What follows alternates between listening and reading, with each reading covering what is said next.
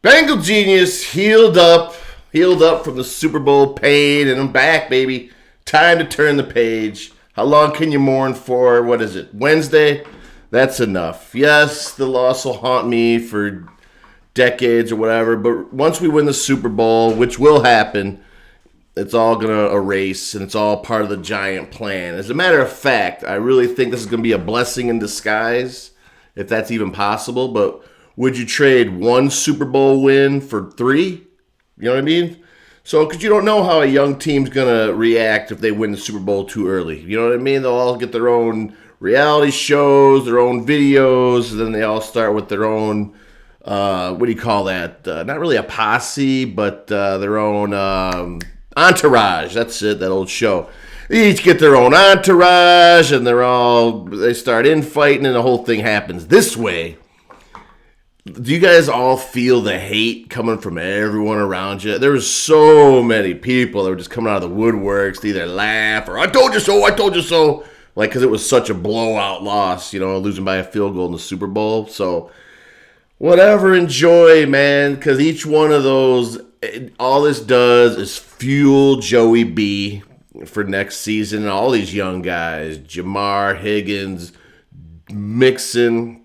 Everybody knows the game plan for the offseason is going to be the address the offensive line. And there's plenty of free agents out there. You got Brandon Scherf. I would like to see them attack the guard position first, and some of these young guys that we drafted are going to work out as well. But we cannot rely on any more young guys, in my opinion. You got to be a bona fide stud to get on the offensive line.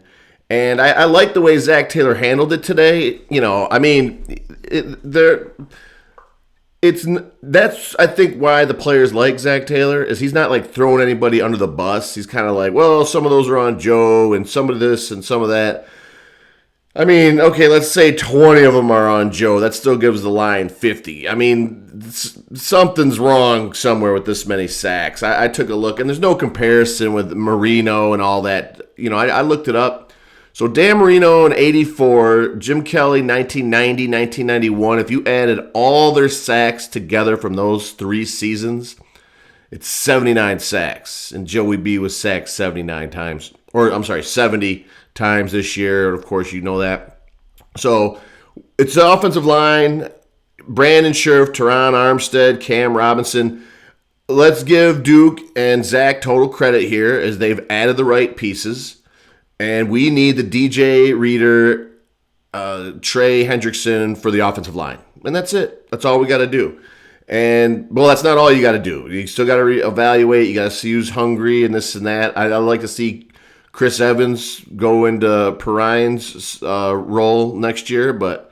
So we got a long way to go. But I'll tell you, the thing that really, we got, in my opinion, a 2-year window that's a premier window.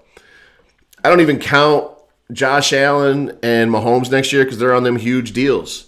That's a big drawback. I know deals can get done and all that kind of stuff, but the fact that the Bengals, they're still on Joe's rookie deal is a huge advantage, and we got to capitalize on it. That's when Mahomes won Super Bowl, was when they were still under it was still under his rookie contract. So, and then Allen, he signed a huge mega deal as well. So that's a huge handicap. So the problem is going to be the Chargers, of course.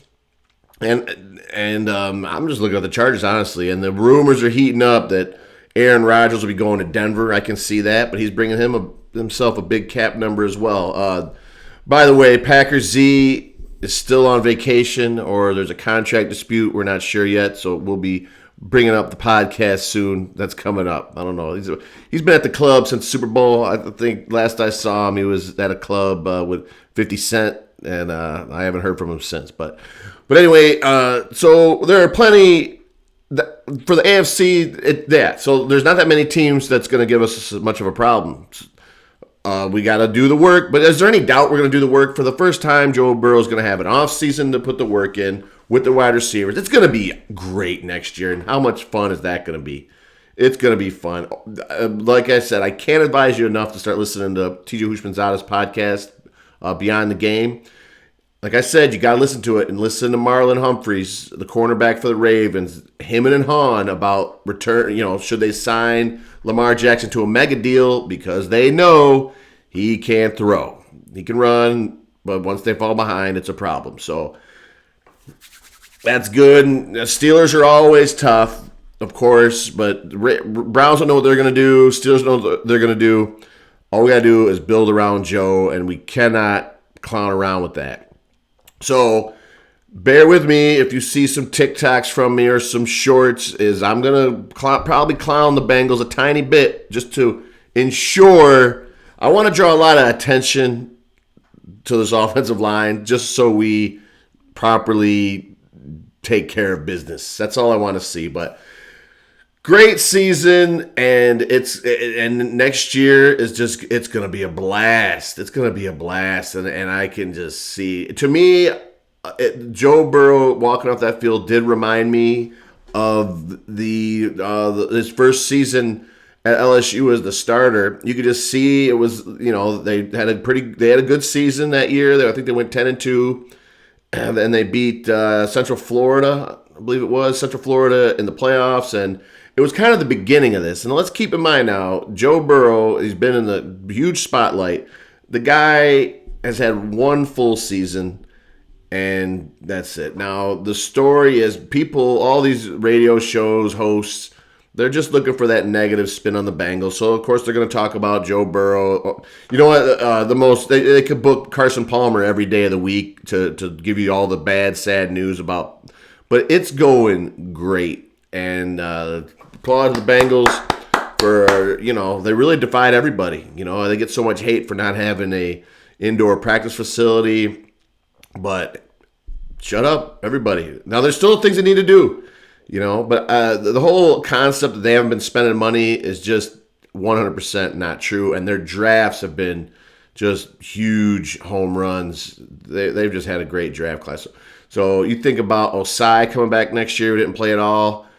That's going to be huge. Getting Akeem back, a linebacker. The team will get older. Of course, we got to address cornerback still. Get another. I'd still like to get another killer linebacker. Interior pass rusher. I hope we re-sign Ogunjobi. So there's a lot of work to be done, but obviously the core is in place. So they're going to have to, I know historically they have not liked to pay free agent guards and all that kind of stuff, but I think it's a great opportunity. Trey Waynes will be interesting. I have not seen any at one point the guy could play cornerback. I haven't seen a trace of that for the Bengals, but you never know. Hargraves, he's on my list, man, for jumping on that field like that. He's going to have to get 14 interceptions for me to want him on the team, so I don't know how he's going to do that. But so we'll see how it all plays out. We got a long way to go, a lot to be happy about, and it's only just beginning. Our dynasty is just beginning. We're only going in year 2, and all you guys please, I beg you, talk trash about the Bengals and Joe Burrow and everything, because all it does is fuel my boys' fire. So, all right, let's keep this thing growing. Be sure to subscribe. I might have been a little rough on that post-Super Bowl. Of course, I love my subscribers, man. You guys are the winds beneath my wings, all right? So thanks for watching. Be sure to subscribe. I'll have another podcast coming for you this week once my boy comes back. All right, let's go. And always, like I've been saying for a long time, protect Joe.